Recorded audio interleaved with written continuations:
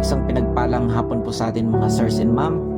Muli po nating babasahin ng mayamang salita ng Panginoon sa aklat ni Pablo sa Colossians chapter 3 verse 1 to 4. Ito po ang sabi ng Panginoon: Binuhay na kayong muli na kasama ni Kristo, kaya't ang pagtuunan ninyo ng isip ay ang mga bagay na nasa langit, na kinaroroonan ni Kristo, na nakaupo sa kanan ng Diyos. Ang mga bagay na panlangit ang isipin ninyo, hindi ang mga bagay na panlupa, sapagkat namatay na kayo at ang inyong tunay na buhay ay natatago sa Diyos, kasama ni Kristo. Si Kristo ang inyong buhay, at kapag siya'y nahayag na, mahahayag din kayong kasama niya at makakahati sa kanyang karangalan.